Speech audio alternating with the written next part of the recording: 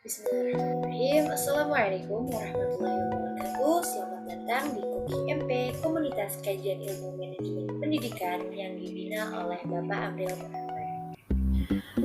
Nah teman-teman, kali ini saya akan sharing mengenai materi perilaku konsumen.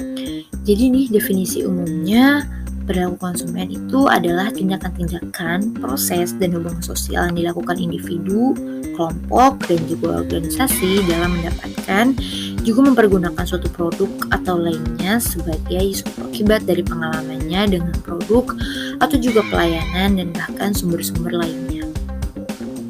Jadi kayak dapat diartikan kayak sebuah dimana ketika individu atau kelompok itu menyeleksi, juga membeli atau juga mempergunakan atau juga bahkan membuang produk atau pelayanan dan ide dari pengalamannya untuk memenuhi kebutuhannya.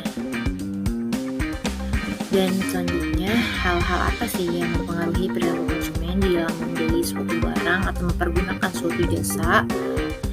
Jadi yang pertama ini ada individu, maksudnya yakni dirinya sendiri. Jadi dia sendiri yang bakal tahu apa kebutuhannya, apa yang diperlukannya.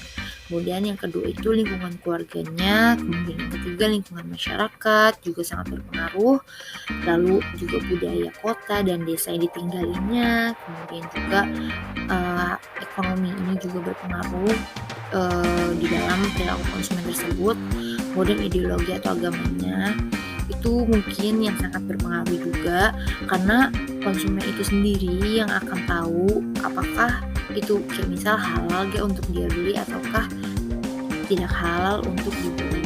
Kemudian ada juga tata nilai dan yang terakhir yakni status. Nah next nih, apa sih tipe-tipe dari perilaku konsumen? Di sini ada 4 tipe.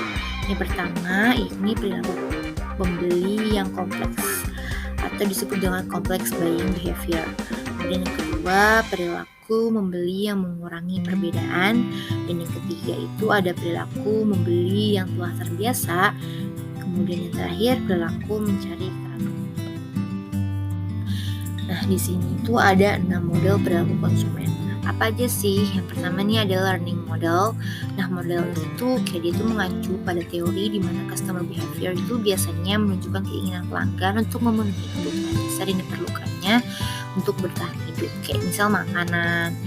Contohnya tuh kayak Target di sebuah department store itu berbasis di Amerika Serikat yang menjual ratusan produk kebutuhan sehari-hari, mulai dari makanan hingga peralatan mandi yang dibutuhkannya. Kemudian yang kedua ada psychoanalytic model. Nah, model ini tuh diambil dari teori Sigmund Freud yang mengenal psikoanalisis, di mana konsumen memiliki motif mengakar, baik sadar maupun tidak sadar, yang mendorong mereka untuk melakukan pembelian. Kemudian yang ketiga itu ada sociological model.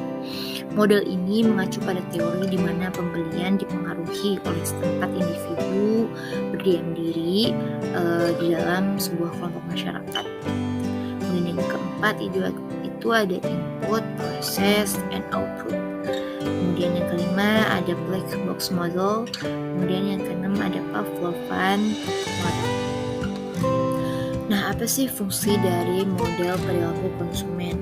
Di sini ada 4 fungsi. Yang pertama itu deskriptif. Nah, fungsi ini tuh berhubungan dengan pendalaman mengenai langkah-langkah yang diambil oleh konsumen di dalam memutuskan suatu penelitian untuk membeli barang atau mempergunakan pelayanan jasa. Kemudian yang kedua yaitu ada rediksi. Maksudnya itu meramalkan kejadian-kejadian dari aktivitas konsumen pada waktu yang akan datang. Dan yang ketiga itu ada explanation. Maksudnya yakni mempelajari sebab-sebab dari beberapa aktivitas pembelian.